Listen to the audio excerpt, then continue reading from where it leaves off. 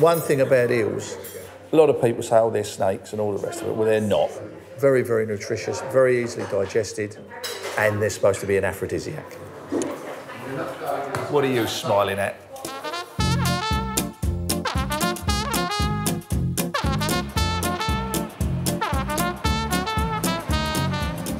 Pie and mash is very traditional, especially in the East End. I would think that mostly because it was a very, very cheap and quick meal. It was possibly one of the very first fast foods, where you could walk in, order your food, and within a blink of an eye, you've got it on a plate, you're sitting down eating it.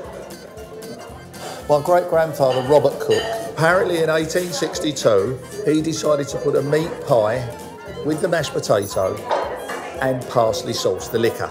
And that was the very first time it was actually done, as we know it, as pie and mash and liquor. I've been coming here since Joe opened this. I've been over South London and they're not the same as these. This is the original. This little rubber thumb stool is because in the middle of the eel, there's bones. And if you are unlucky, it doesn't happen all the time, you put your thumb in and the bone goes up your thumb, which is a lot of fun. But it does double as a wart, which is very handy. So I've got some eels here that I'm going to prepare. They are live. I've had them in water, so they're not that lively now. You go basically behind the flippers, or behind the ears as we call it, straight across and he's dead. It's as quick as that. Then, across the belly, she's run away. And then straight up, like so. And there we go for the guts. I was born and brought up in a market. I used to cut the eels up with my dad when I was a tiny, tiny kid. He'd give me one that was half knocked out and I'd hack its head off and gut it after a fashion. You've got to be careful because I could cut the head off and the blood could squirt into your lenses.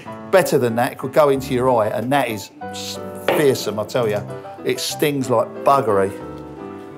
They're very, very meaty. They're a beautiful bread eel. Got lovely thick sides to them. That is how we prepare them to cook them. These have to be washed, and they're beautiful, beautiful pieces of eel. I'll put these on. What we'll do now, while I'm waiting for the pot to boil so we can put the eels on, is go over to the making board and make some pies. Ugly! Here. Right, our dough obviously is already made. We make that during the day, the bottom dough and the top dough. That's the bottom dough now that's been squashed out. That will be squashed in here and divided into 36 equal dollies. It will roll out through the rolling machine there. Everything's all done from scratch, everything. Well, this starts off as short crust pastry, but this being the bottom dough, it needs to be a firmer, more elasticy dough than the crust. So this ends up with all the cuttings from the crust and the bottom dough, and flour and water.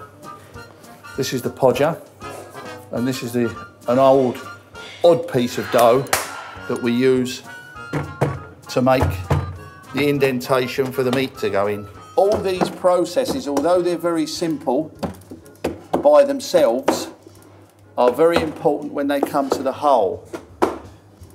This is our meat, Scotch hindquarter flank, that I bone out every week. And we've got salt and pepper and a little bit of caramel for a bit of gravy colour, if you will, and that's it. We always have British beef, sometimes Scotch, but always very, very good quality. I don't think there's anything wrong with simple food at all. I never have. Good quality product to start with. Cook it well, present it nice. I don't think you can go wrong. And that's as basic as pie and mash, that's as basic as fish and chips. It's keeping consistency. There's your pies ready to have the tops put on.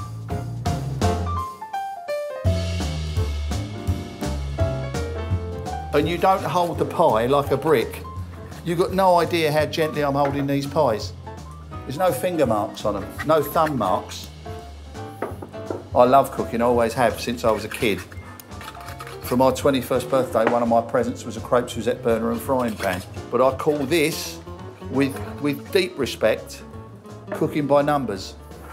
I was a shit painter, and my painting by numbers used to look awful because I always used to overlap. This is exactly the same as making these. If you do it as it's supposed to be done, you'll end up with a bloody good pie. There's your batch of pies. They're all ready for the oven. Right, if you let me have a quick bob splosh, we'll have a look at the eels. Right. Well, here's your pimentos. I've got the water on here. I've thrown the pimentos in. There's your eels ready to go in. And they go into absolutely boiling water. And they'll simmer for about 8 to 10 minutes, and they should be done.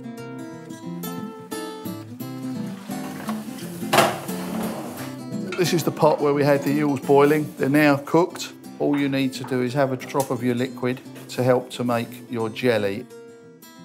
This is powdered gelatine that you dissolve into your liquid.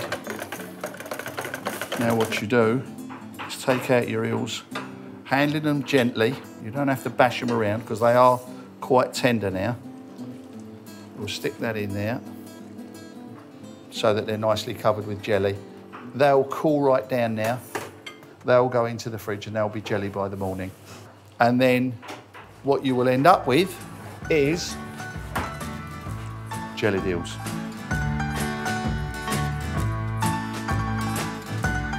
Harry, lunchtime. Here's your pie straight out the oven. There's your mash. And here is the parsley sauce, the liquor. And there's your jellied eels. There's your chilli vinegar. You've got the full kit now, the full Monty. Thank you and good night.